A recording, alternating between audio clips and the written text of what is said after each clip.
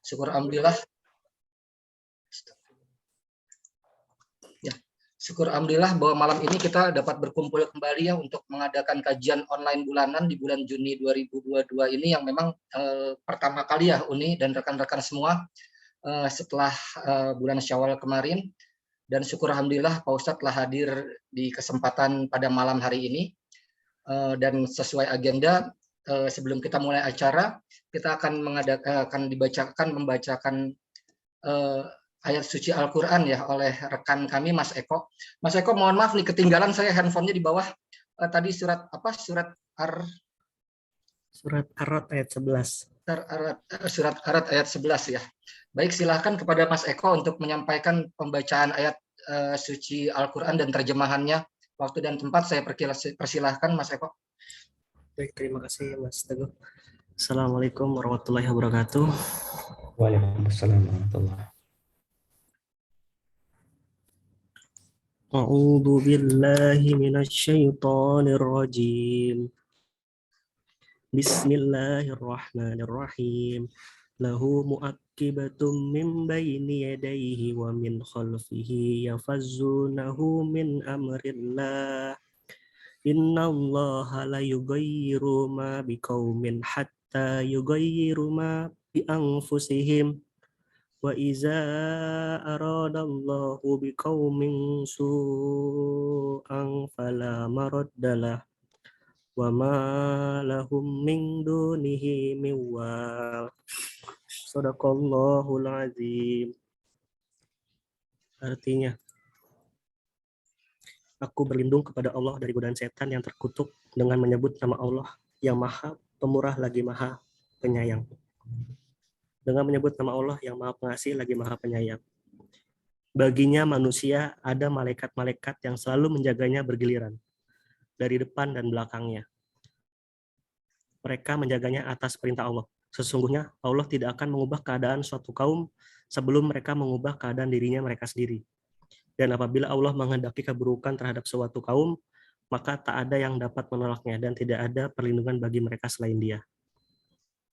Terima kasih. Wassalamualaikum warahmatullahi wabarakatuh. Waalaikumsalam warahmatullahi wabarakatuh. Terima kasih banyak Mas Eko atas pembacaan ayat suci Al-Quran dan terjemahannya. Baik, sebagaimana agenda acara pada malam hari ini bahwa Pak Ustadz Wimar Aditya ya Pak Ustadz ya, mohon maaf. Tentunya sebenarnya sudah familiar ya dengan Pak Ustadz karena sudah beberapa kali tentunya mengadakan, kami undang dan Ustadz bisa hadir di acara kajian kami sebelumnya. Jadi malam ini temanya adalah antara takdir dan pilihan ya Pak Ustadz ya. Nah, semoga apa yang akan disampaikan oleh Pak Ustadz akan berikan manfaat kepada kita semua dan dapat memanfaatkannya diimplementasikannya dalam kehidupan sehari-hari kita. Silahkan waktu dan tempat kami persilakan kepada Pak Ustadz. Terima kasih banyak Pak Ustadz atas kehadirannya. Selamat malam. Assalamualaikum warahmatullahi wabarakatuh. Waalaikumsalam warahmatullahi wabarakatuh.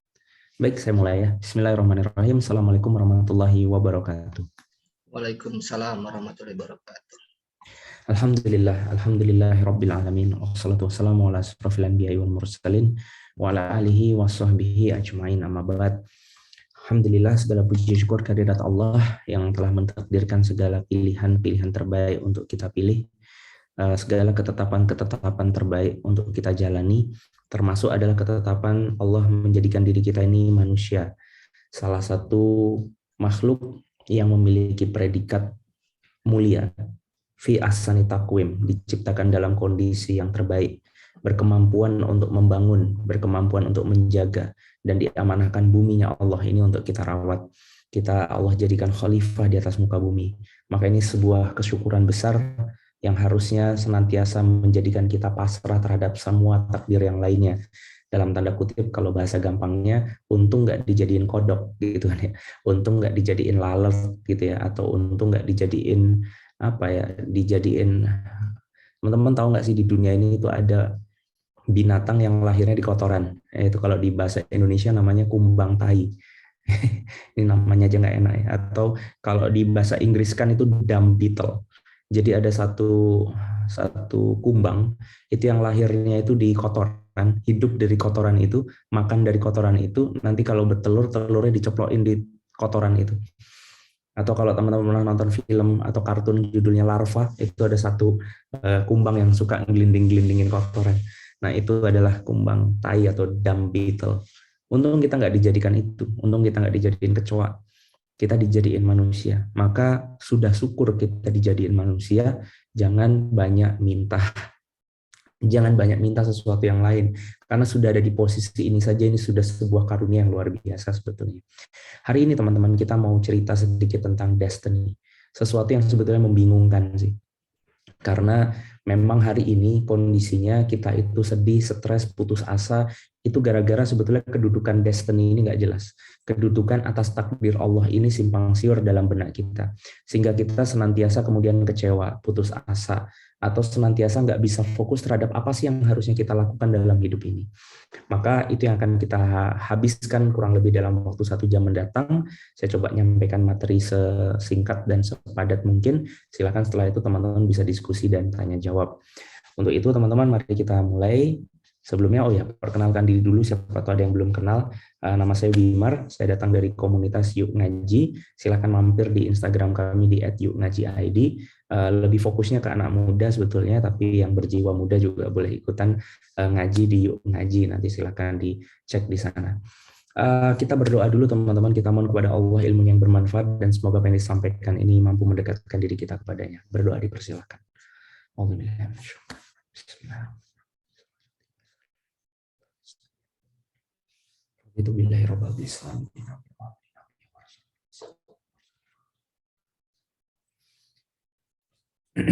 Amin amin ya rabbal alamin. Teman-teman sekalian, masalah kita stres, gundah gulana, kecewa itu biasanya adalah karena kita nggak bisa membedain mana yang merupakan takdir dan mana yang merupakan pilihan. Contohnya di kasus berikut. Ini saya foto kemacetan Jakarta ketika harus pulang kantor ke arah Bekasi nih, kayak gini nih rasanya. Nah, coba teman-teman bayangin, di tengah kemacetan ini, ada orang yang kemudian kita tepok pundaknya, gitu ya. Terus kita tanya, Mas, apa Mas saya lagi macet? Iya, bentar mau nanya, gitu ya. Kira-kira Mas ini macetan kayak gini, itu takdir atau pilihan? Kira-kira kalau orang ini ditanya, menurut teman-teman semua, dia akan jawab takdir atau pilihan. Oh ya, by the way, kalau mau jawab pertanyaan saya lewat kolom chat ya. Sementara di-mute dulu mikrofonnya biar nggak ramai. Kita interaksi di kolom chat. Bisa jawab pertanyaan saya? Pilihan atau takdir? Orang kena macet setiap hari, pagi, sore, pilihan atau takdir? Jawabannya, kalau teman-teman yang ditanya, saya yakin jawabannya lebih banyak pilihan, bukan betul. Artinya lebih banyak teman-teman sadari bahwa sebenarnya orang ini kan memilih untuk macet-macetan. Lagi mana enggak, ketika dia kemudian tekan kontrak, dia sudah tahu rumah dia di mana, kantor dia di mana, trafficnya kayak apa, seakan dia sudah rela, ini berarti setiap hari aku kena macet. Tapi kalau kita yang lagi kena macet, biasanya kalau ditanya ini takdir atau pilihan, kita jawabnya takdir Mas gitu kan ya. Karena kita sedang ada di tengah masalah. Inilah kemudian susahnya orang gitu ya. Orang itu senantiasa kemudian ngablu, kalau orang Jakarta bilang itu apa ya bahasanya ya, gagal fokus lah ketika dia ada di tengah masalah. Dia nggak punya pemikiran yang jernih, pemikiran yang cemerlang. Dia senantiasa menyalahkan segala yang buruk dari kehidupan dia itu atas takdir yang Allah tetapkan. Alah, ini memang sudah nasibku gitu kan ya, nyari yang haram aja susah apalagi yang halal, kira-kira begitu kalau orang zaman sekarang bilang.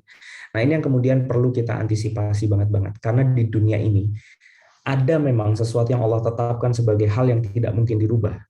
Kita sebutnya nanti sebagai qada dan qadar, dan ada sesuatu yang Allah itu berikan kita kesempatan untuk memilih.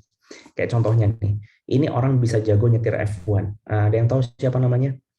Ya gampang ya, tinggal dibaca ya, Michael Schumacher. Ya, sekarang udah nggak main lagi, udah tua, udah pensiun, udah gantung setir. Tapi sampai sekarang kita berbicara, orang ini itu tropinya paling banyak. Sepanjang perjalanan F1 itu ada. Gitu ya, Formula One ya, bukan Formula E ya. Jadi ini jagonya Formula One. Nah, pertanyaannya, dia bisa sejago ini teman-teman, ini takdir atau pilihan? Kalau takdir artinya dari kecil emang udah jago. Kalau pilihan ya dia harus menghabiskan ribuan jam atau ribuan lap untuk dia bisa sejago ini. Teman-teman jawab pilihan. Otomatis orang kayak gini harus latihan. Iya enggak? Masa iya dia ditakdirkan dari kecil sudah begini? Kalau memang iya benar dia ditakdirkan, serem banget. Ini oroknya Michael Schumacher. Ternyata pas di USG,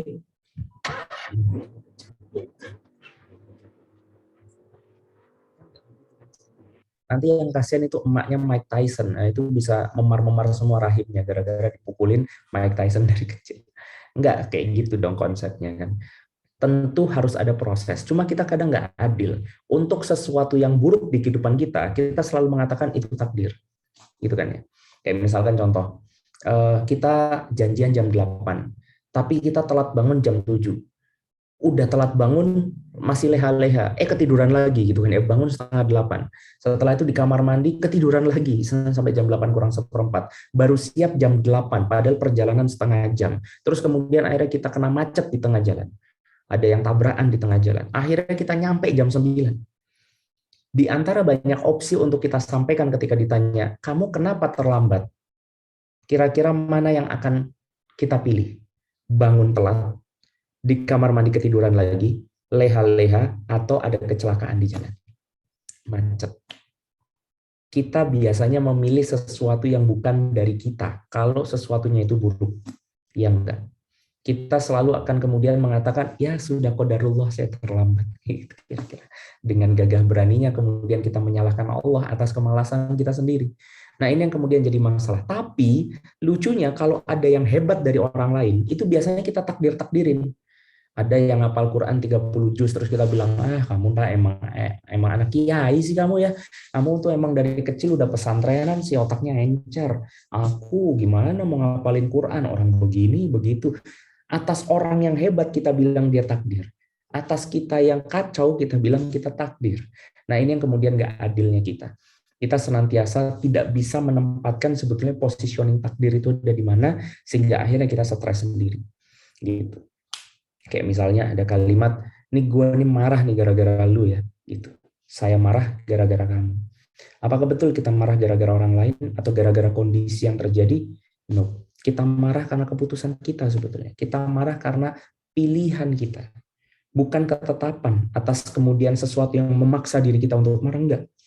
Kita punya kontrol terhadap diri kita. Nah, cuma di sini kemudian ada kebingungan nanti yang akan muncul. Sebetulnya Allah itu ngatur kita atau bebasin kita. Surga neraka itu gimana konsepnya? Kalau Allah dari awal sudah tahu kita masuk surga atau kita masuk neraka, ngapain kita capek-capek sholat? Udah ikutin hidup ngalir aja, toh yang sudah ditentukan surga pasti surga, yang ditentukan neraka pasti neraka. Nah disinilah konflik mulai bermunculan. Saya ambil contoh. Konflik misalkan di masalah doa, gitu kan ya.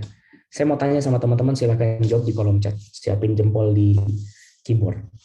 Mampu nggak doa merubah takdir? Kita minta nih, terus takdir berubah.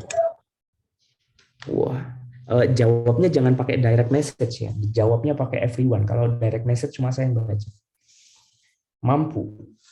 Nah kalau mampu, ini sudah banyak yang jawab. Kalau mampu, kenapa harus ikhtiar? Ayo jawab. Mampu, tetapi butuh waktu yang lama. Gimana? Agar dapat pahala. Ada pahala di ikhtiar kita. Karena kita nggak tahu takdir awal kita. Karena usaha kita untuk merubah takdir itu. Berarti yang merubah itu doa atau ikhtiar. Ayo, supaya berkah. Ada nggak sih orang yang doa doang dikabul? Ada loh. Anak kecil yang nggak pernah kerja, nggak pernah dapat penghasilan, dia cuma doa sama Allah, ya Allah pengen sepeda baru, ada yang dapat sepeda. Oke. Ada nggak orang yang usaha doang, nggak pakai doa, tapi juga Allah kabulkan? Jawabannya ada. Bahkan orang tidak beragama sekalipun itu banyak keinginannya yang Allah kabulkan. Ada. Jadi yang doa doang ada yang dikabul, yang ikhtiar doang ada yang dikabul.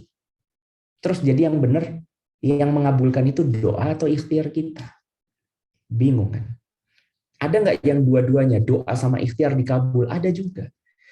Ada nggak yang nggak doa, nggak ikhtiar juga dikabul?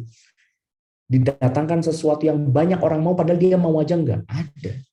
Orang punya mobil mewah, orang punya kesempatan jalan-jalan keliling dunia, yang itu merupakan impian banyak orang, tapi orang yang ngejalanin doa atau ikhtiar aja nggak? Ada. Artinya di sini kemudian kebingungan muncul. Sebetulnya yang merubah takdir kita itu apa? Dan mohon maaf tadi ada disampaikan surat Ar-Rod ayat 11. Surat Ar-Rod ayat 11 teman-teman. Itu adalah surat yang paling dimispersepsikan menurut saya. Kalau nggak percaya silahkan buka lagi, kita baca bareng-bareng. Atau saya bukain deh, biar teman-teman bisa lihat di sini ya. Kelihatan nggak? Pasti belum kelihatan, karena belum saya buka. Boom. Oke ya. Nih, kita masuk ke surat Ar-Rod ayat keberapa tadi? 11 kan ya? Ini dia. Coba teman-teman perhatikan kalimatnya. Oke. Di sini Allah katakan innallaha la yughayyiru ma biqaumin hatta yughayyiru ma bi anfusihim. Itu yang kita highlight ya. Kita coba lihat artinya. Di sini dikatakan bahwa sesungguhnya Allah tidak merubah keadaan suatu kaum sehingga mereka merubah keadaan yang ada pada diri mereka sendiri. Kalimat ini sering ditransliterasi salah. Termasuk kok tadi saya dengerinnya agak sedikit misspelling. Banyak orang yang mengartikan Allah tidak merubah takdir kita kecuali kita merubah takdir itu sendiri. Banyak yang berpikirnya begitu. Allah tidak akan merubah takdir kita kecuali kita yang merubahnya. Ini nggak benar. Coba teman-teman berpikir baik-baik. Ini dari segi struktur bahasa saja sudah kacau. Allah tidak merubah nasib kita kecuali kita yang merubahnya. Lah sebetulnya yang merubah kita atau Allah? Ngerti nggak sih? Kan Allah nggak merubah nasib kita nih, kecuali syaratnya kalau Allah mau merubah nasib kita, kita harus merubah nasib kita lah. Kalau kita sudah merubah nasib kita, ngapain Allah merubah nasib kita? Ini kan sebuah kalimat yang ambigu sebetulnya, nggak make sense. Gitu. Terus yang benar apa? Yang benar Allah itu tidak merubah nasib kita kecuali kita merubah apa yang ada dalam diri kita. Itu yang betul. Jadi yang disebut itu dua objek yang berbeda. Allah tugasnya ngerubah nasib, kita punya tugas ngerubah diri kita. Jadi bukan kita yang ngerubah nasib kita, jangan GR. Yang ngerubah nasib itu Allah. Tugas kita ngerubah diri kita. Ngerubah diri kita itu maksudnya apa? Ngerubah apa yang ada di dalam diri kita. Jadi bukan nasibnya, itu nggak make sense. Coba deh teman-teman saya analogin pelan-pelan. Ada bapak bilang ke anak gini, "Nak, Bapak nggak bakal beliin kamu sepeda, kecuali kamu beli sendiri." Loh, kan aneh. Kalau saya sudah bisa beli sendiri, ngapain Bapak beliin saya sepeda? Nggak make sense kan? Tapi kalau kalimatnya, "Nah, Bapak nggak bakal beliin kamu sepeda, kecuali kamu ranking 1, make sense. Sesuatunya beda. Tugasnya Bapak beliin sepeda, tugas kita ngejar ranking 1.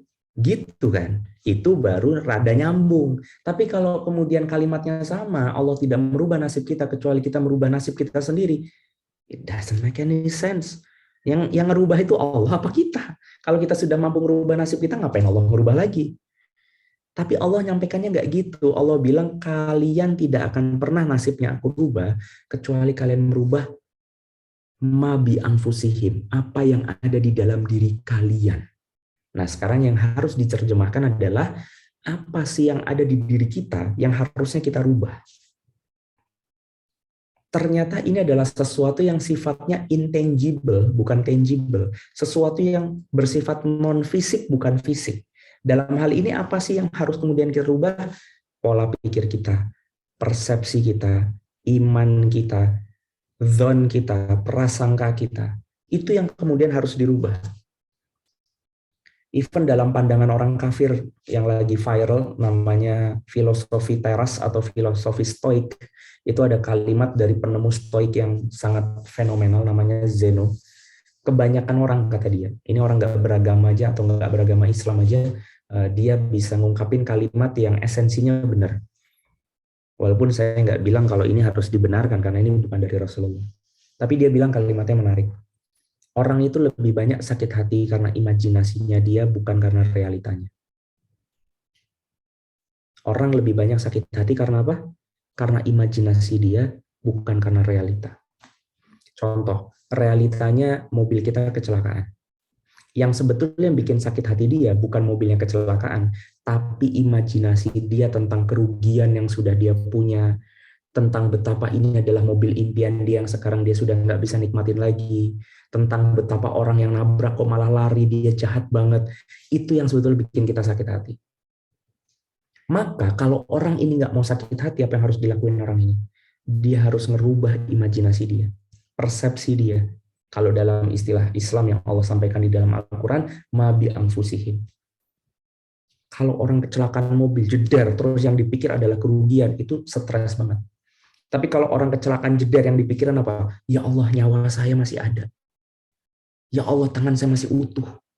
Bayangin, teman-teman mau nggak sih jempol ditukar mobil? Jempol, satu aja. Ditukar mobil mau nggak? Bayangin, hidup tanpa jempol itu susah banget loh. Mau sikat gigi, susah megangnya, mau buka pintu susah. Gitu kan ya, mau ngapain aja tuh repot. Karena jempol ini kan grip di dalam tangan kita ini kan dia ngunci tugasnya. Bayangin jempol nggak ada. Nah, jempol mau nggak ditukar sama mobil? Ini yang Allah kasih bukan jempol, tapi utuh dari ujung rambut sampai ujung kaki, nggak ada yang hilang. Padahal kecelakaannya parah. Kalau kita kemudian berpikir, ya Allah, Allah masih kasih saya badan, masih kasih nyawa, masih saya kasih waktu, ambillah mobil, ini lebih berharga. Maka di titik itu, orang ini berubah nasibnya. Kenapa berubah nasibnya? Kenapa dia jadi nggak ngamuk-ngamuk? Kenapa dia jadi marah-marah? Apakah karena Allah nggak jadiin kecelakaannya? Enggak. Kecelakaannya tetap terjadi. Tapi karena dia merubah mabi anfusihim, apa yang ada dalam dirinya, maka kecelakaan itu menjadikan jalan dia bersyukur. Jadi bedanya orang bahagia sama orang stres itu bukan di kejadian, tetapi bagaimana dia mengolah apa yang ada di dalam diri dia. Dan ini adalah never ending ujian yang setiap orang akan terus dan terus mengalaminya setiap hari. Even yang ngomong di depan juga sama. Saya juga punya PR banyak untuk mengolah diri saya setiap hari, setiap waktu, dan seterusnya. Ambil contoh lain misalnya. Teman-teman, ini nggak apa-apa ya. Saya sudah sering banget nyampein materi antara takdir dan pilihan. Jadi kalau teman-teman searching di YouTube, ini bahkan kajian paling banyak yang pernah teman-teman request. Jadi ketika aja Wimar Aditya spasi antara takdir dan pilihan, itu keluar banyak banget yang udah ngerekam. Nanti kalau teman-teman ngerasa penjelasan saya jadi nggak fokus kepada materi, sebenarnya bukan nggak fokus, tapi saya pengen ngelaborasi lebih banyak hal, sehingga teman-teman bisa dapat lebih banyak. Nanti kalaupun mau tahu materinya bisa nonton di YouTube gitu ya. Ada tukang, kita manggil tukang. Oh iya nih cerita saya aja, kemarin saya manggil tukang. Saya manggil tukang, minta ngecat tembok. Saya baru pindah kontrakan, saya ngeliat tembok belakang rumah saya kurang bagus, saya minta dicat ulang. Warnanya kayak gini. Ini apa sih? Rada-rada abu-abu gitu deh, gitu ya. Dia beli cat. Saya udah bilang sama dia, Pak, yang sama ya warnanya. Iya, nanti saya ambil potekan cat temboknya buat saya kasih ke tukang cat. Datang, nggak ngomong, nggak nanya, dan sudah ngecat setengah tembok, warnanya kuning. Coba ya, abu-abu sama kuning kan jauh, gitu. Abu-abu sama kuning itu kan jauh banget. Terus saya bilang, ini kenapa rumah jadi kayak Teletubbies begini? Jadi kuning warnanya, saya bilang, ya Allah. Pisang mah bagus warnanya kuning. Kalau tembok warnanya kuning tuh saya ngerasanya kayak pesantren apa kayak apa gitu, rasanya itu kayak nggak di rumah gitu. Tapi di sini letak kemudian apa yang harus saya olah dalam diri saya. Kalau kemudian saya mikir gini, cat yang beli saya, duitnya duit saya, tapi dia belinya salah, terus nggak izin lagi, langsung ngecat lagi. Kita terusin tuh stigma negatif tentang kondisi yang ada, itu saya stres banget tuh, Mas. Jadi yang bikin stres apa? Tembok kuningnya atau persepsi saya? Jawabannya persepsi saya. Itu yang bikin saya stres sebetulnya. Tapi begitu kemudian saya mikir, ya sudah, namanya juga tukang. Kalau pinter, nggak jadi tukang, saya bilang. Itu gara-gara saya mikir begitu, saya langsung, ya wes nggak apa-apa, namanya juga tukang. Jadi kalau pinter jadi presiden, saya bilang. Atau kalau pinter jadi astronot gitu. Ya, namanya juga tukang, jadi mau gimana lagi. Saya malah kemudian memposisikan diri saya yang salah. Udah tahu ini tukang, kenapa nggak diawasin? Kenapa pas beli nggak ditemenin? Atau pas beli nggak di cross check dan lain-lain? Saya kemudian jadi introspeksi dan tahu ke depan harus ngapain. Nah jadi Jadi semua itu tergantung pola pikir kita doang sebetulnya. Apa-apa itu sebetulnya tergantung kita. Siapa yang bikin kita marah? Orang lain, kejadian, atau diri kita? Jawab. Siapa yang bikin kita stres, frustasi, kesel? Jawabannya diri kita sendiri. Senantiasa katakan itu dalam diri kita, maka teman-teman jadi punya kontrol terhadap hidup. Tapi kalau kalian senantiasa menyandarkan segala emosi salah yang muncul itu adalah karena orang lain dan kejadian, saya mau sampaikan kepada teman-teman, ada jutaan orang yang harus kalian kontrol kalau gitu. Ada jutaan kondisi kejadian yang harus kalian atur, dan kalian bukan Tuhan. Masalahnya itu. Masalahnya kita manusia, kita cuma bisa mengontrol apa yang Allah izinkan untuk kita kontrol, sementara yang tidak bisa kita kontrol itu jauh lebih banyak. Untuk itu, kita sekarang bedah tentang kodok-kodarnya. Saya mau cerita sekarang tentang teori kodok-kodar untuk menjelaskan kepada teman-teman bahwa Islam ini sungguh paripurna dalam bahkan urusan pengolahan hati. Ini juga yang diajarin sama filosof Yunani tadi. Nama filosofinya stoikisme. Saya nggak bilang kalau stoik itu salah. Cuma saya lebih tepatnya mau ngomong di Islam ada kok harus pakai stoik, itu aja sih. Tapi beberapa halnya mirip. Termasuk dalam pandangan stoik, dia mengenal ada dua area, internal dan eksternal. Sesuatu yang bisa kita kontrol dan sesuatu yang nggak bisa kita kontrol. Di Islam juga ada. Mari kita coba bedah. Kita akan membahas tentang kodok dan kodar, salah satu daripada rukun iman yang kalau kalian kuasai dengan baik, insya Allah kalian nggak akan pernah stres lagi. Karena Rasulullah bilang, Muslim itu ajib, keren. Lah ajibnya gimana? Kalau dikasih nikmat, dia seneng. Kalau dikasih ujian, dia bersabar. Adanya kalau nggak enak, enak banget. Itu Muslim. Oke, nah sekarang kita coba lihat. Allah kan menciptakan banyak hal. Di atas muka bumi ini, semua yang Allah ciptakan bisa kita kategorikan jadi 3. Manusia, alam semesta, dan kehidupan. Manusia berarti kita, dan semua manusia yang bisa kita lihat. Alam semesta adalah selain daripada manusia yang bisa kita lihat. Gunung, kucing, anjing, awan, laut, gitu ya, pelangi, meteor, matahari, gunung, itu semua kita sebut alam semesta. Tumbuhan, itu laut, daratan, semuanya.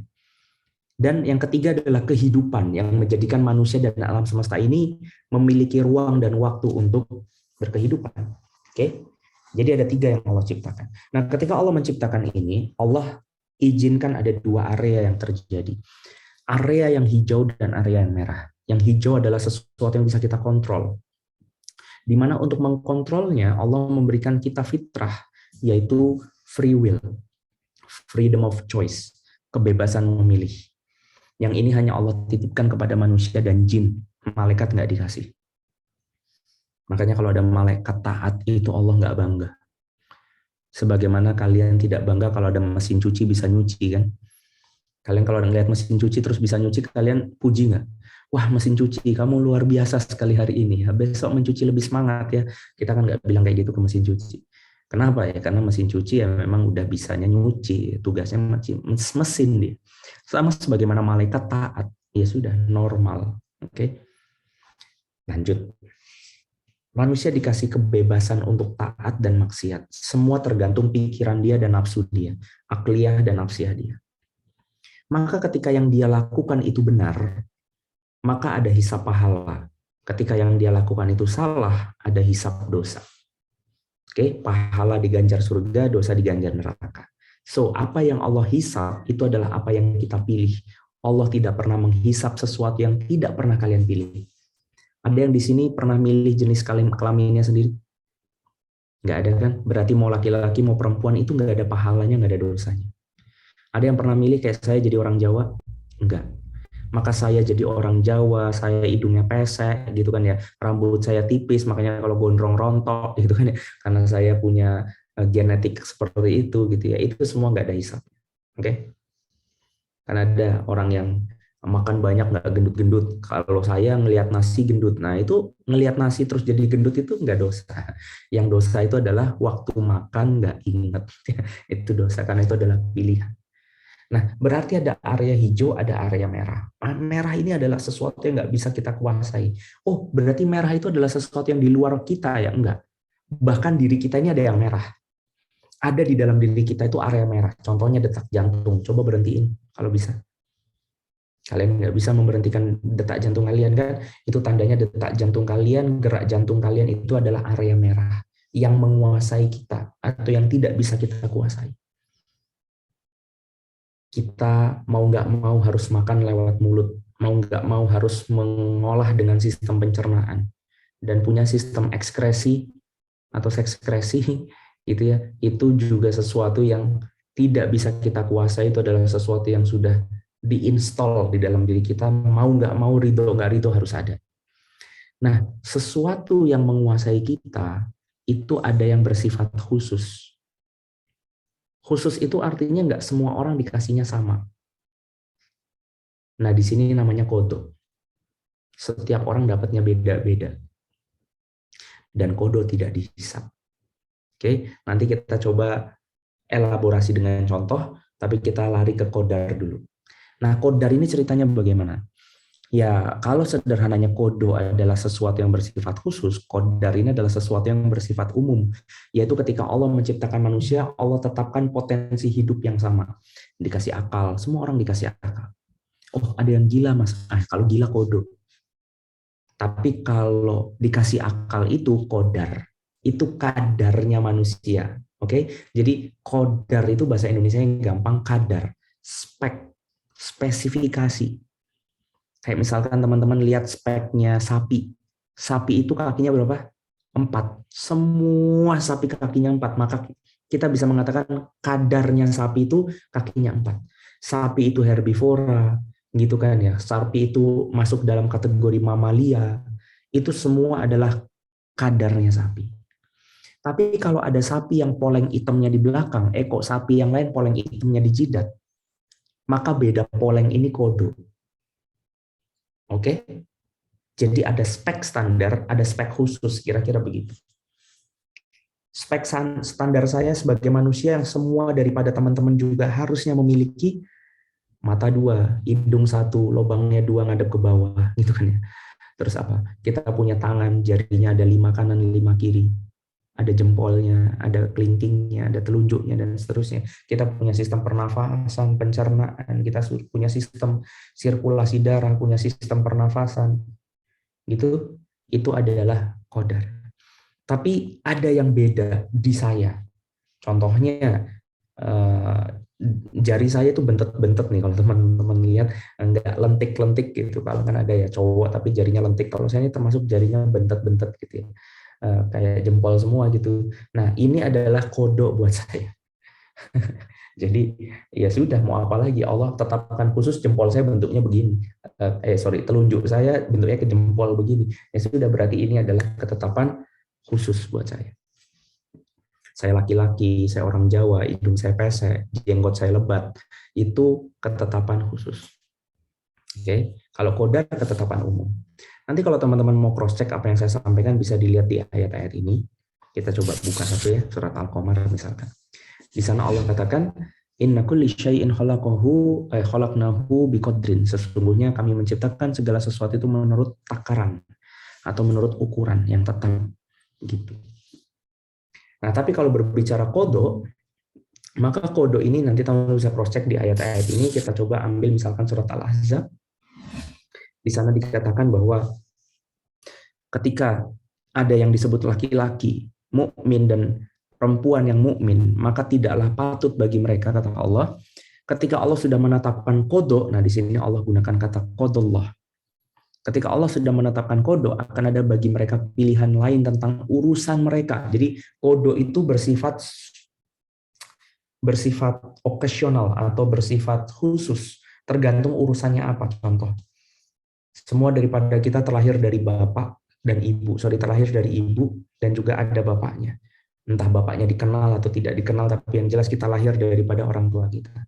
Ada yang orang tuanya masih ada, dan ada yang seperti saya, tahun lalu orang tua saya dipanggil Allah Subhanahu wa Ta'ala, bahkan dua-duanya dalam waktu yang hampir bersamaan. Maka kalau saya itu adalah seorang yang mukmin, maka saya harus berpikir tidak mungkin ada ketetapan lain kecuali orang tua saya harus pulang. Itu maksudnya. Walaupun saya melihat orang tua yang lain belum dipanggil. Saya nggak boleh bilang sama Allah, ya Allah, Jangan cuma orang tua saya, Allah, panggil semua orang tua yang lain. Nggak bisa. Karena itu merupakan kodok, ketetapan khusus buat saya. Maka kalau ada orang yang menangis, meraung-raung gitu ya, ngapa kamu nangis? Iya, saya ingat ini 100 hari kematian ibu saya, ini 1000 hari. Coba kalau waktu itu ibu mau dibawa ke Singapura, coba waktu itu ibu mau treatment ini dan itu, mungkin sekarang ibu masih ada. Bukan mukmin. Mukmin itu adalah ketika Allah memberikan ketetapan, dia berkata innalillahi wa inna ilaihi rajiun. Berarti semua itu adalah milik Allah, ketetapan Allah kembali kepada Allah. Gitu. Atau contoh nih, itu tonton, lihat nggak, ada surat Maryam, itu list paling bawah. Kita kenal kan Siti Maryam, okay? Atau Maria juga boleh. Tapi tidak lantas kemudian jadi boleh gratis ambil minuman keras ya. Ini cuma contoh aja. Maryam itu punya keistimewaan dibanding seluruh wanita. Apa istimewa dan berbedanya dia? Apa kodok yang Allah tetapkan kepada Siti Maryam yang tidak ditetapkan kepada wanita lain? Kalau wanita lain mau hamil harus ada, coba dijawab. Kalau ada cewek, wanita mau hamil harus ada. Kalau wanita normal harus ada suami, salah. Yang betul harus ada laki-laki. Karena ada juga wanita yang hamil nggak punya suami. Ini jadi julid ya. Ya tapi maksudnya ya itulah, ada pasangannya lah ya. Gitu kan ya. Betul. Yang suami betul nggak apa-apa ya. Pasangan juga boleh ya. Cuma memang ada yang nggak kayak gitu. Ya. Tapi intinya namanya cowok, namanya cewek kalau mau hamil harus ada cowok. Gitu kan ya. Nggak terus kesenggol tembok hamil gitu, apa ketukar sendal hamil, kan nggak gitu ceritanya kan ya. Bersin hamil misalkan, nggak gitu, pasti harus ada pasangan. Tapi Siti Maryam ini nggak kenal cowok, berhubungan juga apalagi, kenal juga enggak. Dia betul-betul wanita yang sangat suci. Tapi Allah kasih hamil ya hamil, kun fayakun.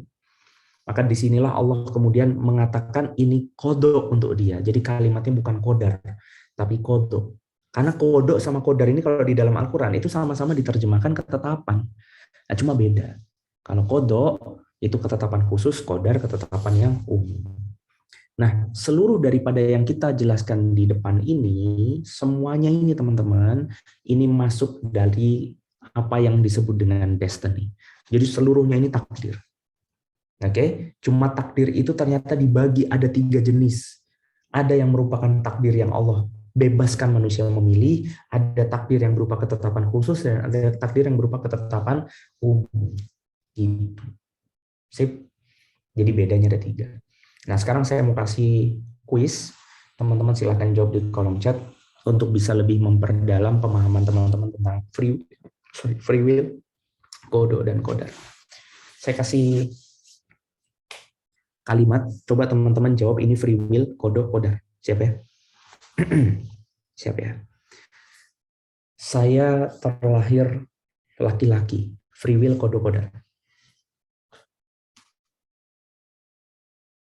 Oke, ada yang jawab kodok, ada yang jawab kodar. Jawaban yang betul adalah kodok. Kenapa? Karena tidak semua manusia ditetapkan laki-laki. Karena ada yang ditetapkan perempuan. Walaupun pilihannya cuma 2, tetap namanya kodok, ketetapan khusus. Oke, bisa difahami ya? Berarti ini kodok, bukan kodar. Oke, saya lahir dari seorang ibu. Nah, free will, kodok, kodar. Nice. Ya walaupun masih ada yang salah nggak apa-apa ya, pelan-pelan. Kodar jawabannya. Karena semua orang lahir dari ibu. Nggak ada yang dari kodok. Oke, dari ibu semua. Jadi lahirnya semua manusia dari seorang ibu itu adalah kodar. Dan Nabi Adam nggak punya ibu, itu kodok. Gitu aja. Jadi pengecualian itu kodok. Oke, kalau yang umum itu kodar. Saya dikasih nama Wimar. Ayo, free will, kodok, kodar. Ayo lo, saya dikasih nama Wimar. Free will, kodok, kodar. Yang jawab free will pasti baru ikut kajian saya. Karena yang betul jawabannya kodok. Loh kok kodok? Kan nama itu kan milih. Yang milih kan ibu bapak saya. Saya kan diberi nama. Oke? Jadi free will-nya itu punya bapak ibu saya, tapi buat saya itu kodok. Kenapa saya kodo? Kenapa Wimar itu kodo? Karena tidak semua orang dikasih nama Wimar. Oke? Jadi kalau depannya di itu berarti kodo. Kalau depannya me itu berarti free will. Contoh, membeli itu free will. Kalau dibelikan itu berarti kodo. Kalau memukul itu free will. Kalau dipukul itu kodo. Oke, nah sekarang saya mau kasih rumus. Yang depannya me itu ada hisapnya. Kalau benar pahala, kalau salah dosa. Tapi kalau depannya di, itu tidak ada hisapnya. Sekarang saya mau tanya sama teman-teman, berarti lebih penting mana? Me atau di untuk dipikirkan? Jawabannya me. Yang penting jangan memukul. Dipukul mah nggak apa-apa. Karena dipukul itu nggak dosa. Tapi kalau memukul itu dosa. Ya tentu memukul orang yang salah ya. Bukan memukul orang dalam jihad fisabilillah itu malah berpahala. Tapi ya dalam konteks umum memukul itu dosa. Yang penting jangan menghina. Dihina mah nggak apa-apa. Oke? Tapi sekarang coba bayangin, zaman sekarang lebih banyak mana orang stres gara-gara dia dihina atau gara-gara dia menghina? Betul, itulah miss-nya kita. Kita tuh lebih stres kalau yang nggak ada hisapnya, padahal nggak ada hisapnya. Jerawatan stres, padahal jerawatan itu kodo. Iya nggak? Mau muka ini jerawat semua, nggak apa. Itu nggak ada dosanya, nggak ada pahalanya. Oke? Kita stres gara-gara hidungnya pesek, dioperasi dibikin mancung. Padahal pesek itu nggak berdosa. Bisa jadi ini adalah sumber pahala, karena napasnya jadi harus sering-sering. Gitu. Jadi apa yang kemudian tidak dihisap itu harusnya nggak terlalu kita pusingkan. Tapi sebagian besar manusia memusingkan sesuatu yang tidak ada hisapnya, tetapi melalaikan sesuatu yang jelas-jelas ada catatannya. Oke, mana yang lebih penting untuk dipikirkan, memarahi atau dimarahi?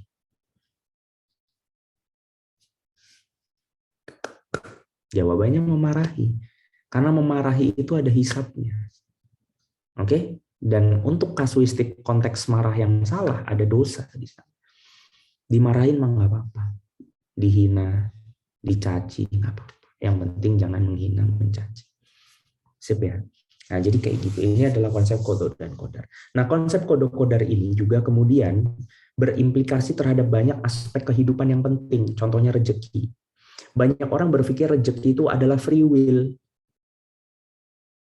Makanya kalau dia dapatnya sedikit stres, kalau dapatnya banyak sombong. Ya nggak? Karena dia berasumsi bahwa rezeki saya ini usaha saya.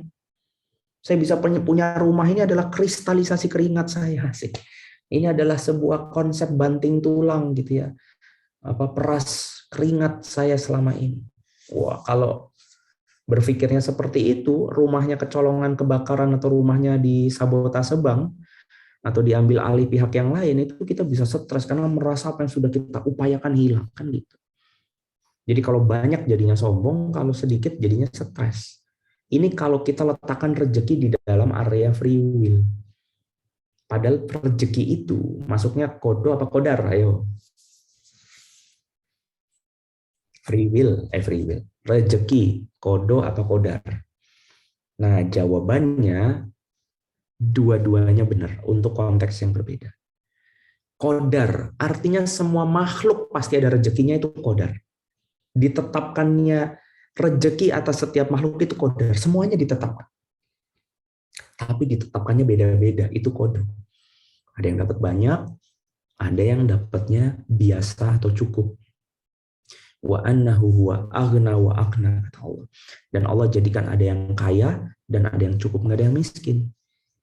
Gitu. Yang miskin mah pikiran kita. Sebetulnya cukup. Nah, itu masuk ke dalam kodo. Banyak sedikit. Jadi rezeki itu kodar. Banyak sedikitnya rezeki kodo. Kita nyari rezeki itu free will. Nah, kita nyari rezeki itu bukan untuk nyari rezeki sebetulnya. Esensinya untuk mencari pahala dalam proses mencari rezekinya. Karena rezekinya setelah diterima itu merupakan kode yang sebetulnya kita nggak bisa tolak juga karena sudah merupakan ketetapan Allah. Gitu. Sip ya. Kita masuk ke konteks aspek kehidupan yang berikutnya, ajal.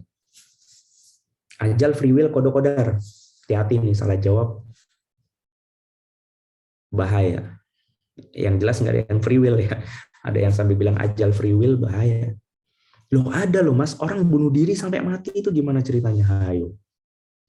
Kalau ada orang bunuh diri dan ternyata dia berhasil meninggal di saat itu, lewat aksi dia bunuh diri, percayalah tidak bunuh diri pun dia di saat itu, dia mati di titik yang sama. Karena itu sudah ketetapan Allah yang nggak bisa maju, nggak bisa mundur. Oke, karena ajal itu merupakan kadar. Semua orang ada ajalnya. Pasti mati. Ini baik yang ngomong maupun yang dengerin, mati semua. Itu qadar. Cuma mana duluan, itu kodo. Bisa jadi teman-teman duluan, saya belakangan, atau saya yang belakangan, teman-teman duluan. Itu merupakan kodo. Ya. Nah, free will-nya itu ada di mana? Yaitu ketika ajal itu menjemput kita lagi ngapain? Kita sedang beribadah dan ingat Allah, atau kita sedang maksiat, atau dengan melupakan Allah. Itu adalah free will kita. Disitulah nanti letak adanya husnul khotimah sama su'ul khotimah. Sehingga ketika kemudian orang itu meninggal, su'ul khotimah, dan dia dimasukkan ke dalam neraka, dia tidak masuk neraka karena meninggalnya, tetapi karena perbuatan yang dia lakukan saat dia meninggal. Gitu. Oke? Sip ya. Jadi itu ngomongin ajal. Oke, sekarang saya punya quiz. Bukan quiz sih. Ini games, tapi lebih kayak bayangin aja. Saya kepengen teman-teman membayangkan, serius ya. Coba pejemin mata, kalau bisa itu nambah bikin serius ya. Coba teman-teman bayangkan situasi yang paling bikin kalian kalut sepanjang hidup kalian. Kalian pernah paling marah tuh pas apa? Atau kalian pernah paling stres itu pas apa? Saya pernah sangat sedih, kecewa, putus asa karena apa? Coba dipikir, di-recall. Saya kasih waktu 10 detik.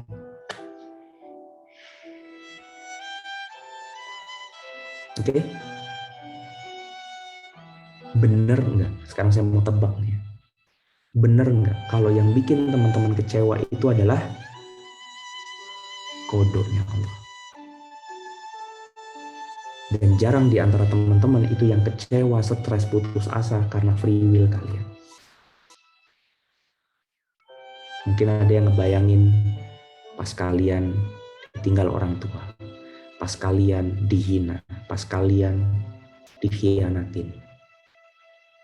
Maka kita jadi tahu nih sebetulnya masalah kita tuh di peletakan ini doang. Kita itu sebetulnya sedih, kecewa, stres karena kita itu nggak ridho sama apa yang Allah tetapin, udah gitu aja. Tapi jarang ada yang marah banget. Kamu kenapa marah banget?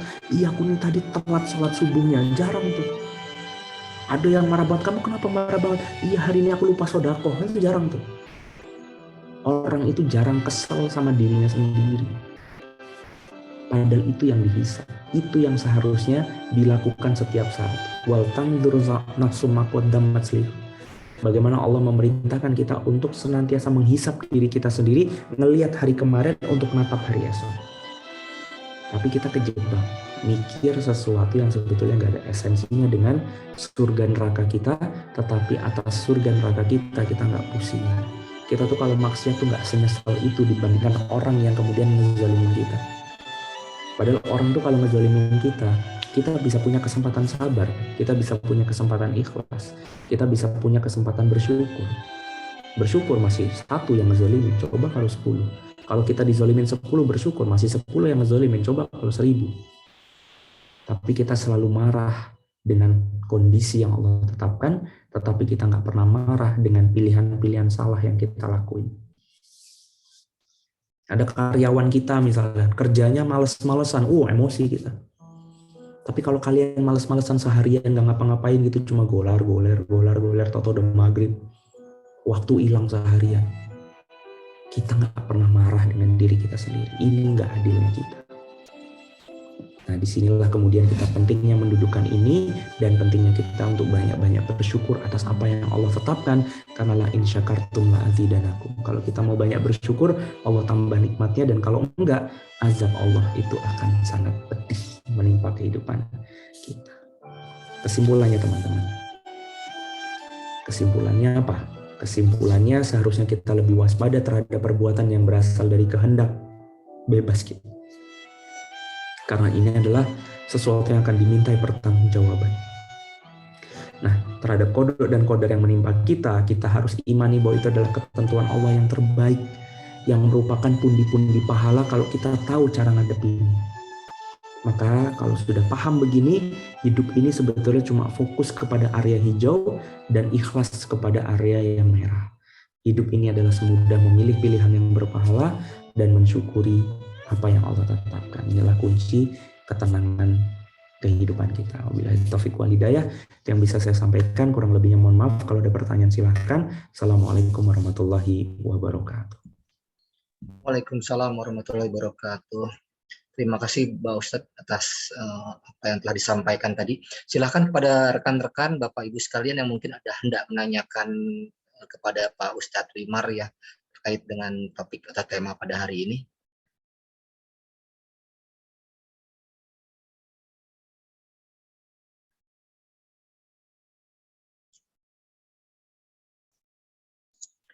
Pak Teguh, itu udah ada yang nanya di chat, Pak Teguh. Oke, mohon maaf nih.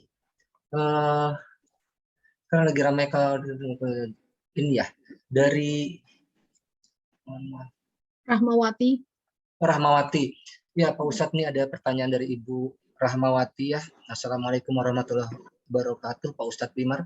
Masya Allah, materi yang luar biasa sekali. Jazakumullah khair. Pak Ustadz, bagaimana cara kita agar tetap istiqomah, qanah, beribadah dan dengan qada dengan Allah yang berikan ya, dan beribadah ya. Qanah beribadah dengan qada yang Allah berikan. Mohon maaf.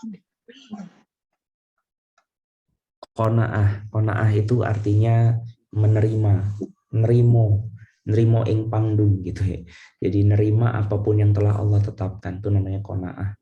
Dan bagaimana cara kita bisa istiqomah gitu ya, beribadah atas apapun qada yang Allah tetapkan.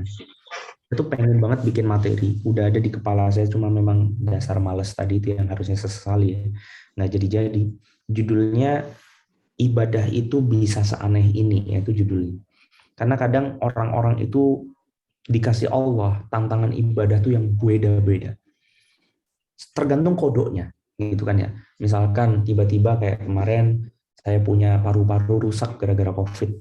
Maka ibadah yang kemudian harus saya lakukan itu adalah banyak-banyak napas yang benar.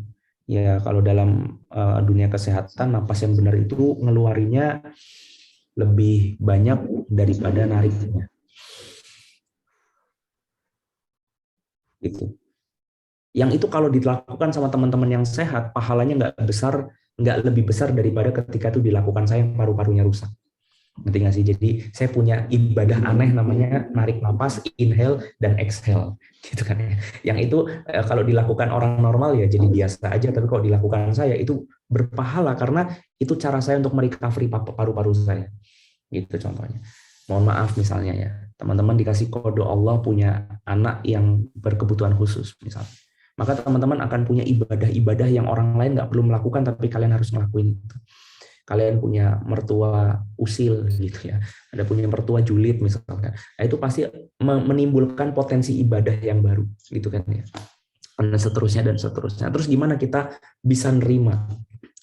Satu hal yang kemudian harus teman-teman lakukan adalah paham bahwa memang tidak ada yang bisa dirubah atas ketetapan Allah, kecuali atas apa yang ada di dalam diri kita sendiri, sebagaimana surat Ar-Rod yang dibacakan di Muqaddimah tadi. Ya memang nggak bisa dirubah, terus mau gimana? Kalau kemudian orang tua saya Allah panggil, Dan atas raungan dan tangisan saya, kemudian orang tua saya bisa hidup lagi, saya bakal nangis meraung-raung kalau perlu 7 hari 7 malam. Ngerti nggak? Tapi kan nggak bisa. Mau menangis 7 hari 7 malam, mau tidak menangis dan ikhlas, orang tua saya tetap nggak ada. Jadi di sini kemudian kita harus rileks sambil terus menyadari ini sudah posisinya sudah sebegitu tidak menyenangkan. Apa iya mau ditambah nggak menyenangkan lagi dengan kita nggak ikhlas? Apa mau ditambah lebih hancur lagi dengan kita marah? Dan hal-hal yang kemudian salah kita lakukan lewat perantara pikiran kita kayak marah, kesel, frustasi, itu damage-nya sebetulnya atau kerusakannya akan lebih besar ke kita. Orang kalau marah ke orang lain, memang betul orang lain jadi takut. Tapi ingat, damage-nya itu balik ke kitanya itu gede. Mereka yang pemarah itu sebetulnya orang paling rapuh di dunia. Mereka yang sering ngomongin orang itu akan menjadi orang yang paling takut diomongin orang. Dan insecure karena dia selalu khawatir diri dia dipandang orang jelek. Orang yang kemudian kikir itu punya rasa ketakutan yang besar atas kemiskinan. Itu damage. Secara psikologis mungkin orang psikolog lebih tepat untuk nyampeinnya bahwa hal-hal buruk yang kita lakukan itu sebetulnya berimpact balik ke kita itu lebih besar daripada yang kita harapkan akan terjadi ke orang lain yang salah. Nah, memahami hal-hal kayak gini ini akan membuat kita lebih qanaah dalam menjalani hidup. Terus yang berikutnya, teman-teman cobalah mencintai proses daripada hasil. Ini sebetulnya ilmu umum sih, dalam dunia bisnis diajarin juga, dalam dunia pelajaran edukasi juga diajarkan bahwa ketika seseorang itu sudah mencintai prosesnya, maka hasil itu adalah tambahan cerita buat dia, bukan cerita utamanya. Kayak misalkan saya dakwah, ada hasilnya. Salah satu hasilnya adalah saya Allah jadikan wasilah untuk banyak orang berubah. Tapi kalau orang berubah itu yang menjadi tujuan saya dakwah, itu saya stres sendiri kalau ternyata yang berubah sedikit. Dan lagi pula kan saya juga nggak tahu dari 80 orang ini yang berubah berapa, kan saya nggak tahu. Maka yang harus saya lakukan adalah merubah persepsi bahwa dakwah itu bukan merubah orang. Urusan merubah orang itu memang urusan Allah. Sementara dakwah itu yang harus saya cintai adalah proses dakwahnya itu sendiri. Jadi di proses ketika saya ngomongnya ini, kemudian saya harus mencintai ini. Di proses ketika teman-teman sholat, maka sholatnya itu yang kemudian harus menjadi nilai yang paling teman-teman cari. Bukan karena lantas sholat itu menjadikan doa kita dikabul, hajat kita terpenuhi, hati kita tenang, itu bonus. Tapi yang teman-teman cari kalau sholat, kalau mau paling bagus, ya sholatnya itu. Jadi kalau orang sudah bisa mencintai prosesnya, maka apapun yang Allah kasih hasil itu jadi tambahan cerita buat dia. Yang insya Allah akan selalu menyenangkan karena kita sudah mendapatkan sesuatu yang kita cari, yaitu proses. Gitu. Kayak gini deh misalnya ada yang nikah. Yang wajib itu apa sih? Yang wajib itu kan akad, gitu kan ya. Ada saksinya, ada maharnya dan seterusnya. Ternyata di tengah pernikahan ada teman lama dari kampung datang bawa hadiah, itu bonus, nggak kita ekspektasikan sebelumnya. Nah, bisa nggak kita itu hidup nggak expect sama hasil? Wah, kalau bisa kalian hebat banget. Terus expect-nya sama apa kalau bukan expect sama hasil? Expect-nya sama prosesnya. Istri mau masakin suami. Kalau ekspektasinya itu suami seneng, wah itu cilaka. Karena tidak semua suami itu ya mungkin bisa bermanis-manis makan sayur asem yang rasanya kayak sayur lodeh itu misalnya, gitu kan ya. Nggak semua suami itu bisa kemudian menyenangkan hati istrinya ketika dikasih makanan yang sebetulnya rasanya biasa aja. Tapi kalau seorang istri sudah mencintai, memasaknya untuk suami itu sudah dicintai, maka suami senang makan jadi bonus. Kalau suami nggak senang ya nggak apa-apa karena aku memang suka masak, gitu loh. Aku mencintai prosesnya ini. Nah, apapun yang teman-teman lakukan, kalau kalian sudah mencintai prosesnya, maka sesuatu itu akan jadi istiqomah. Gitu, kayak orang mancing itu. Saya yakin orang mancing itu kalau nungguin ikan, Itu nggak ada itu. Saya ngeliat di Empang itu, kalau teman-teman pernah ngeliat sih ada orang mancing di sungai di Empang itu kan bisa 2 jam gitu. Itu saya pikir itu orang memang gabut apa gimana. Tapi ternyata setelah saya pelajari ilmunya, mereka itu memang mencintai menunggunya itu. Malah kalau dapat ikannya ya senang, tapi itu kayak oke, ini bonus gitu. Yang disenangi itu ya memang nunggunya itu. Gitu, nunggu liatin kailnya goyang-goyang. Nah, itu kalau teman-teman sudah bisa mencintai proses kayak orang mancing itu, ya teman-teman bisa ngejalanin ibadah itu dengan lebih nikmat. Gitu. Allah alam bisa. Baik, Pak Ustadz. Terima kasih banyak.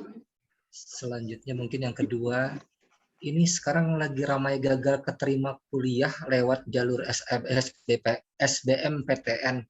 Itu bisa dibahas pakai konsep ini juga nggak Pak Ustadz? Biar lebih luas menghadapi. Ada yang tahu nggak singkatan SBMPTN itu? Kecewaannya. Seperti perguruan tinggi negeri, SBM-nya apa nih? Soalnya seleksi. Oh, seleksi masuk, M-nya masuk seleksi KTM, bersama. gitu ya. Seleksi bersama menerima perguruan tinggi negeri. Kok menerima? Masuk perguruan tinggi negeri. Oh, masuk. Negeri. Setiap ganti menteri ganti singkatan, heran. Kayaknya menteri prestasinya cuma ganti singkatan sih. Kita lanjutin. Kita cerita tentang orang yang gagal masuk SBMPTN. Iya, teman-teman mainnya kurang jauh sih. Jadi teman-teman ngerasa kalau hidup nggak kuliah di perguruan negeri dan dapat ijazah itu kayak game over gitu. Padahal ya enggak. Hampir semua pemilik perusahaan itu bahkan nggak sekolah. Yang sekolah itu muridnya. Yang sekolah itu karyawannya. Yang S1, S2 itu karyawannya. Yang punya usaha itu rata-rata jarang sekolah, ada yang DO, gitu kan ya. Kalau sekolah ya biasa aja nilainya gitu. Ya siapa tahu teman-teman memang Allah mau dijadikan pengusaha, kenapa malah stres gitu kan. Salah satu jalan usaha itu nggak kuliah. Itu kata orang yang males ya. Tapi memang benar teman-teman, banyak ini kalau ngomong surveinya kayak gitu. Saya nggak bilang terus kalau yang kuliah nggak bisa jadi pengusaha, ya nggak juga. Tapi ya berpositif thinking lah, dunia ini punya banyak jalan gitu. Dunia ini nggak cuma satu jalur, SD, SMP, SMA, kuliah, S2, kerja, naik jabatan, pensiun. Enggak cuma itu, banyak jalurnya tuh banyak. Jalurnya tuh macem-macem gitu. Dan bahkan buat saya pribadi ngikutin jalur yang mainstream itu jadi nggak challenging gitu. Jadi kayak kurang reason untuk bertawakal sama Allah. Karena udah punya ijazah kan. Biasanya orang tuh ngandelin sesuatu itu gini. Kalau orang nggak punya apa-apa, ijazah nggak punya, orang dalam nggak punya, ya kan ya, bapak menteri nggak punya, ya. Orang itu nggak punya akses, nggak punya macam-macam.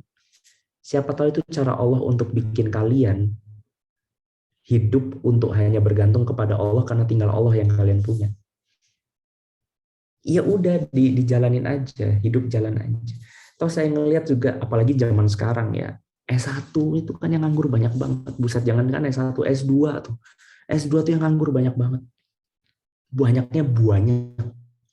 Kenapa orang kemudian masih berpikir kalau itu satu-satunya jalan? Dan lagi pula, let's say kayak S1, coba deh nanti teman-teman survei. Ini kita hitungan matematis aja lah, kalau hitungan tawakal agak susah. Kalau diajak tawakal masih terlalu berat, kita hitungan matematis aja. Kalian coba survei gaji rata-rata S1 di sekeliling kalian, mungkin kakak kalian, sepupu kalian, kalian total bagi rata. Habis itu kalian cari tukang soto keliling, tukang parkir, coba kalian tanya penghasilannya 1 bulan, tuh kalian kaget. Karena yang dorong gerobak soto itu kadang penghasilannya lebih gede dari S1 yang kerja di kantoran. Saya tuh kadang bingung kenapa orang segitunya amat gitu sama ngantor. Padahal cara kerja itu banyak gitu. Jadi ya nggak usah stres amat. Bisa jadi juga karena lantaran apa yang kalian tahu cuma satu itu, jadi kita jadi kayak stres banget. Pernah nggak sih ngeliat anak kecil yang punya mainan cuma satu-satunya terus hilang? Stres banget kan. Tapi beda sama orang yang punya mainan banyak, hilang satu ya udah masih ada yang lain gitu loh maksudnya. Nah kita ini kan sebetulnya anak kecil yang cuma jadi gede dan jenggotan sebetulnya. Sebenarnya kan kita punya bakat-bakat anak kecil juga. Yang kalau kita taunya cuma itu, dan ternyata itu gagal, kita akan ngerasa hidup kita gagal. Makanya Allah ngasih tahu untuk kita punya Allah aja. Karena Allah itu nggak pernah gagal. Karena ketika kita punya Allah, kita nggak akan pernah ngerasa dunia ini sempit. Karena masih ada Allah gitu. Kira-kira. Allah alam bisawab lah. Pertanyaannya banyak, next aja kayaknya. Lanjut, Pak.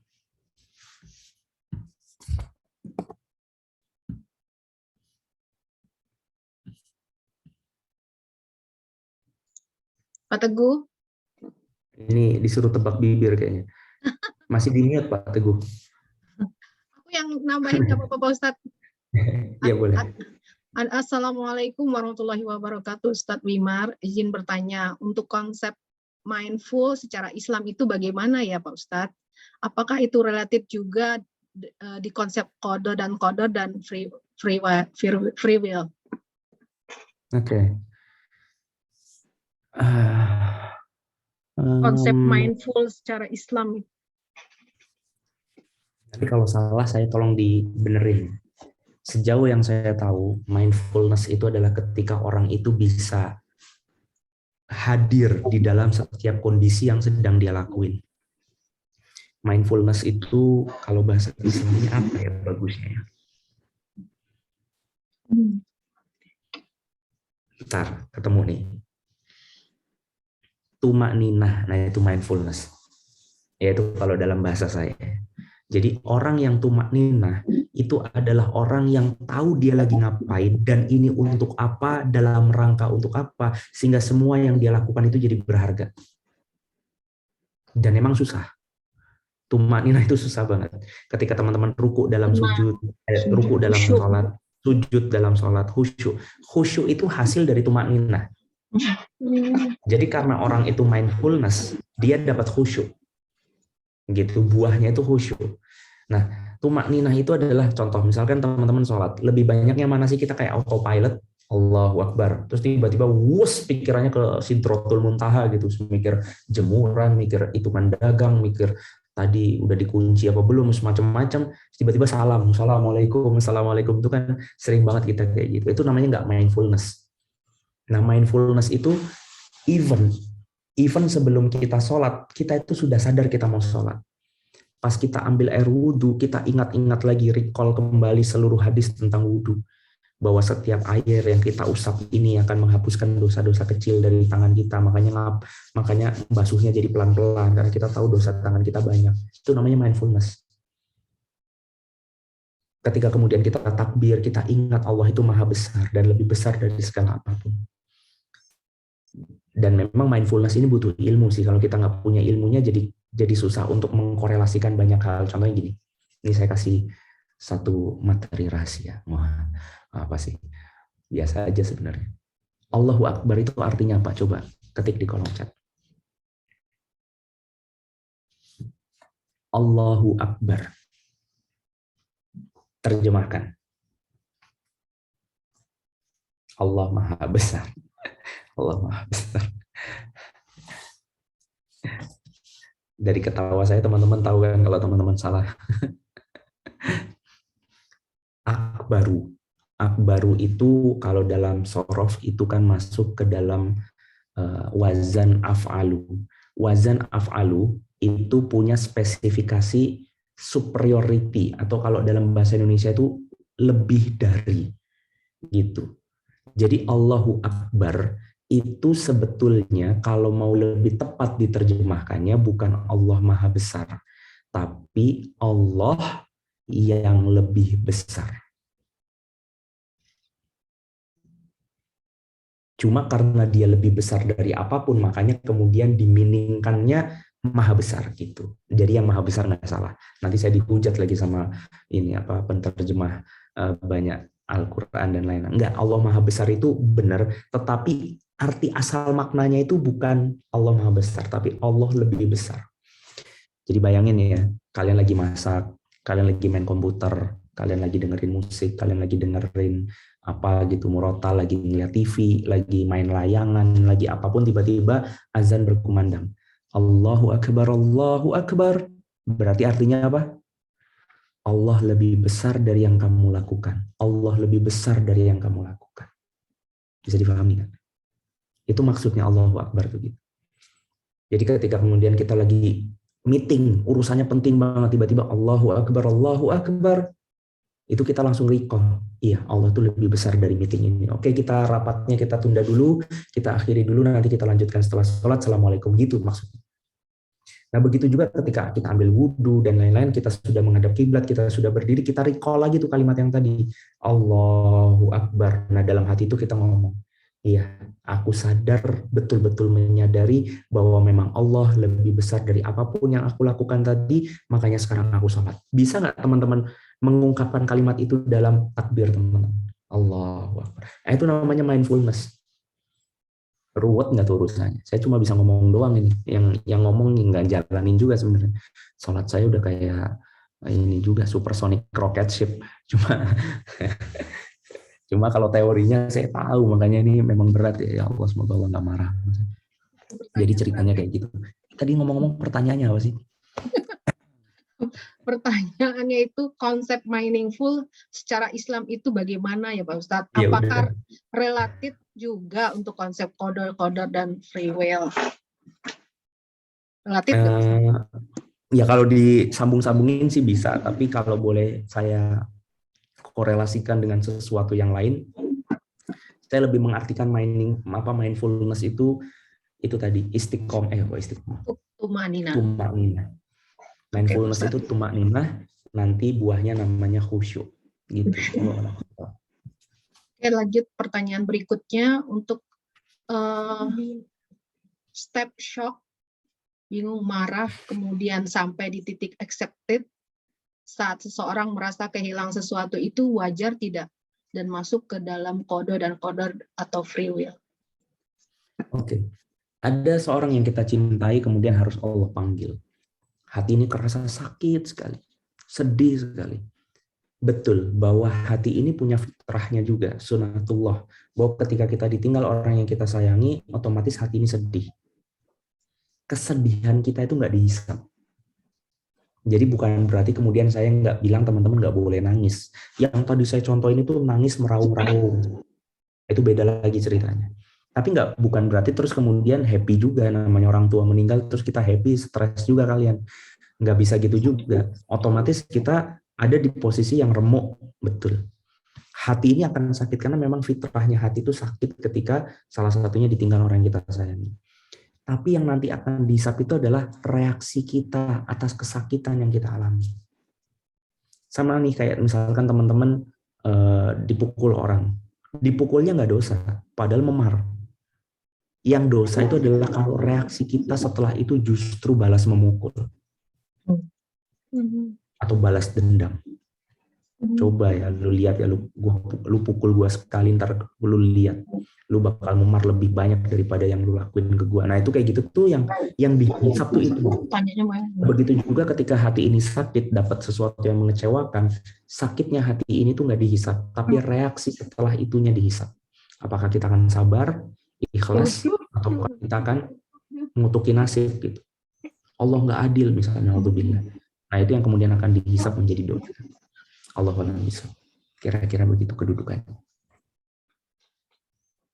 Oke, lanjut ke pertanyaan berikutnya. Baik Pak Ustadz, terima kasih banyak. Ini nggak apa-apa nih Uni, Pak Ustadz masih ada beberapa pertanyaan lagi.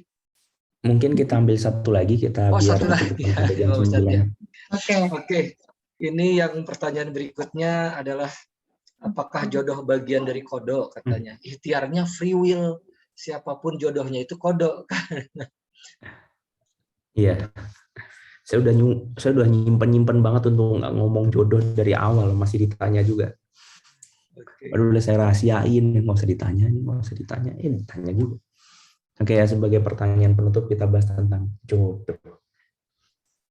Saya waktu itu nanya ke Ustadz saya begini, bukankah Allah itu menciptakan segala sesuatu itu berpasang-pasangan?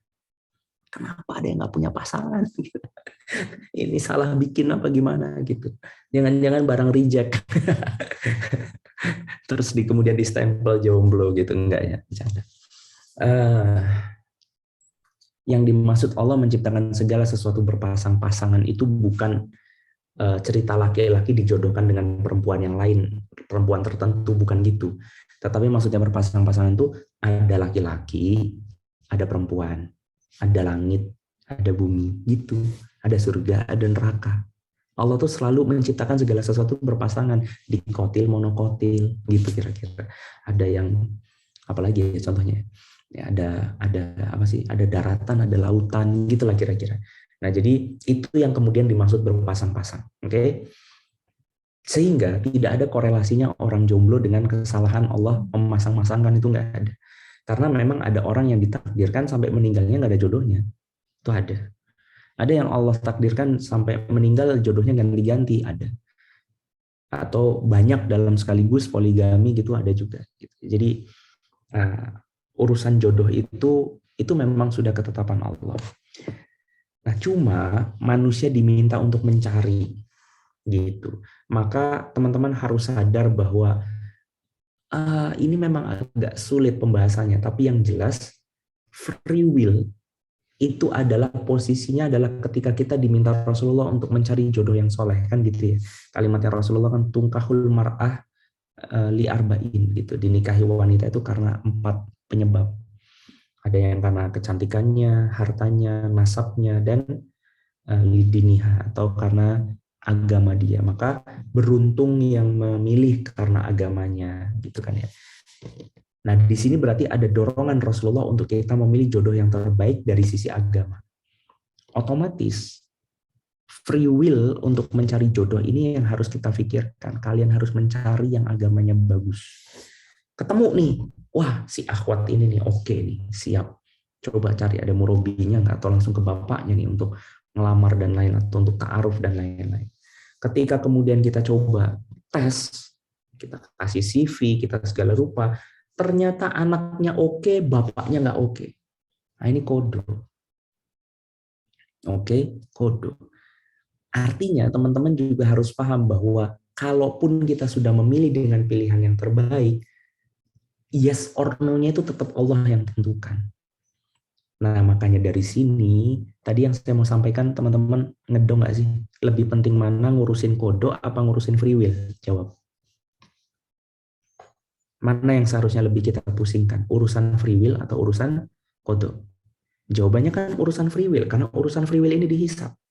Maka kalau ternyata ditolak, teman-teman jangan sedih, karena berarti Allah ngasih kesempatan kita untuk punya free will yang berpahala lagi di target berikutnya, gitu aja. Nggak usah stres-stres banget. Makanya saya mau sampaikan ini di luar materi kodo-kodar. Salah satu kesalahan terbesar orang ta'aruf itu adalah sudah seneng duluan. Ada satu ikhwan yang senantiasa konsultasi ke saya tentang ta'aruf. Terus saya bilang, udah ganti aja, coba cari yang lain. Terus dia kayak ngerasa berat, ini kan udah ada yang ini, Ustaz, kenapa nggak? Ya udah, kalau nggak mau ya nggak apa-apa. Maksudnya saya tuh cuma mau bilang, kalau orang ta'aruf terus udah jatuh cinta, itu namanya bukan ta'aruf, itu namanya pacaran terselubung. Justru ta'aruf itu adalah mekanisme biar kalian tuh nggak baper duluan. Jadi kalau kalian sudah baper sebelum menikah, kalian tuh sudah gagal ta'arufnya. Maka orang ta'aruf itu nggak usah stres-stres banget, udah dicoba aja. Dicoba, dikomunikasiin, nggak jadi ganti. Ta'aruf paralel aja boleh. Ngerti nggak ta'aruf paralel? Dan ini bisa berlaku untuk cewek dan cowok, boleh. Ada cewek nih, lagi ta'arufan, tapi ta'arufan sama yang lain itu boleh. Nggak ada masalah. Buang masih ta'aruf kok, belum nikah. Gitu. Makanya ta'aruf itu jangan bawa perasaan, tapi bawa analisa keimanan. Itulah kenapa butuh murabi, kenapa butuh orang yang nemenin kita, biar kita itu nggak punya kecenderungan, kecuali atas apa yang Allah tuntunkan, yaitu agamanya. Gitu. Jadi berbicara ta'aruf itu akan berat kalau teman-teman sudah keburu jatuh cinta. Sementara Rasulullah bilang jatuh cinta yang benar itu cuma ada dalam pernikahan. Di luar pernikahan itu namanya jatuh nafsu. Nah, itu yang bisa saya sampaikan. Semoga tidak jadi berat lagi untuk mencari jodoh, karena itu adalah jenis pahala yang sedang Allah titipkan kepada kalian yang sedang mencari jodoh. Kalau ternyata gagal, ditolak, oh berarti Allah masih kepengen saya berpahala dengan mencari jodoh. Oke, saya mencari jodoh lagi. Gitu aja terus. Santai kan? Dan biasanya yang jual mahal begini, itu yang cepat dapat. Ini serius ya. Ya, banyak orang ta'aruf itu stres sendiri apa karena udah kebelet sih. Makanya jangan kebelet, udah biasa aja, santai aja. Biasanya yang slow begini tuh yang jual-jual mahal. Cewek itu kan sama yang jual mahal tuh kan jadi gregetan. Ih, kok dia jual mahal banget sih, mau ah. Malah jadi.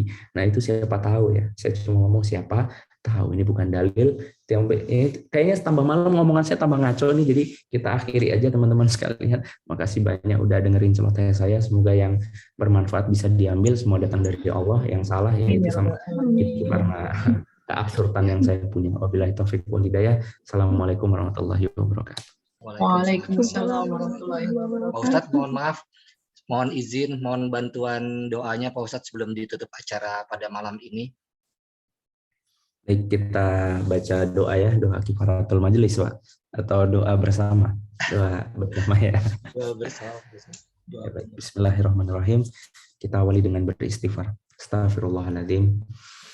Astaghfirullahaladzim. Astaghfirullahaladzim. Alladzi la ilaha illa huwal qayyum wa atubu ilaih. Allahumma shalli wa sallim wa barik ala sayyidina Muhammad wa ala ali Muhammad walhamdulillahi rabbil alamin. Hamdan syakirin, hamdan na'imin, hamdan yuafi ni'amahu wa yukafi'u mazidah. Ya Rabbana lakal hamdu kama yanbaghi li jalali wajhika wa 'azimi sultanik. Rabbana auzi'na nashkura ni'mataka allati an'amta 'alayya wa li walidayya wa na'malan shalihan tardah wa aslih li fi dzurriyyah inni tubtu ilaika wa inni minal muslimin. Ya Allah, berikanlah kami rasa syukur atas segala nikmat yang Kau berikan yang luput dari pandangan kami. Nikmat iman, nikmat dari atas segala takdir, baik yang terlihat baik maupun yang tidak, di mana semuanya adalah jalan-jalanmu untuk kami bisa menempuh jalan yang berpahala. Maka jadikan mata ini membuka lebar pikiran kami, hati kami untuk menatap setiap yang baik dari apa yang Kau tetapkan. Mampukan kami untuk ikhlas ya Allah. Mampukan kami untuk tumakninah dalam setiap aktivitas kami ya Allah. Mampukan kami untuk hadir di setiap ibadah kami dan menghamba dengan sebenar-benarnya penghambaan kepadamu. Ya Rabbana arinal haqqo haqqo warzuqna ittiba'ah wa arinal batila batila warzuqna ijtinabah. Datangin gurunya ya Allah, datangin lingkungan yang baik ya Allah, datangin segala yang mampu membuat kami lebih dekat denganmu, sehingga kemudian kami ada di puncak keimanan ketika kami harus Engkau jemput. Kami kemudian dengan ikhlas dan rela meninggalkan dunia ini untuk sesuatu yang jauh lebih baik, yaitu ridho-Mu ya Allah. Jadikan akhirat ada di hati kami, dan jadikan dunia ada di bawah telapak kaki kami. Ya Rabbana atina fid dunya hasanah wa fil akhirati hasanah wa qina adzabannar. Takhinnal jannatal malabrar ya aziz ya ghafar ya rabbal alamin. Subhanaka rabbika rabbil izzati amma yasifun. Assalamun alal mursalin walhamdulillahi rabbil alamin. Billahi taufiq wal hidayah, saya tutup, saya izin pamit sekalian. Ya, makasih banyak. Assalamualaikum warahmatullahi wabarakatuh. Waalaikumsalam warahmatullahi wabarakatuh. Pak Ustadz, terima kasih banyak atas kajian malam ini. Sehat selalu Pak Ustadz ya. Assalamualaikum warahmatullahi wabarakatuh. Buat Bapak Ibu sekalian, rekan-rekan, mohon maaf kalau memang ada pertanyaan yang masih belum bisa disampaikan kepada Pak Ustadz. Saya selaku moderator pada malam ini menyampaikan permohonan maaf jika ada salah dan khilaf dan yang tidak berkenan. Sekali lagi kami mengucapkan banyak terima kasih kepada rekan-rekan semua dan Bapak Ibu sekalian. Sehat selalu dan semoga apa yang disampaikan Pak Ustadz tadi dapat memberikan manfaat dan hikmah bagi kita semua dan memperjelas apa mungkin arti dari qada dan qadar yang ada. Mungkin saya akan tutup dengan bacaan doa kafaratul majelis. Subhanakallahumma wa bihamdika asyhadu an la ilaha illa anta astaghfiruka wa atubu ilaih. Assalamualaikum warahmatullahi wabarakatuh. Waalaikumsalam warahmatullahi wabarakatuh. Terima kasih Pak Teguh, terima kasih Sama-sama semuanya. Uni, sama-sama. Mohon maaf ya Uni, banyak kendala. Nggak apa-apa Pak Teguh. Ini siapa putrinya Uni? Ini, iya, anak angkat. Enggak. Oh gitu. Tadi bingung ngelihatnya. Wah, apa hilang timbul ini bener-bener apa bukan? Takutnya. Baik kalau gitu. Oke, terima kasih banyak sekali lagi Bapak Ibu ya. sekalian yang bisa hadir pada kajian acara malam ini. Mungkin kita tutup. Saya mohon izin live. Silahkan Bapak Ibu sekalian. Assalamualaikum warahmatullahi wabarakatuh. Waalaikumsalam warahmatullahi wabarakatuh. Mana orang-orang sprintnya? Minarti. Nggak ada orang sprint di YouTube. 안녕.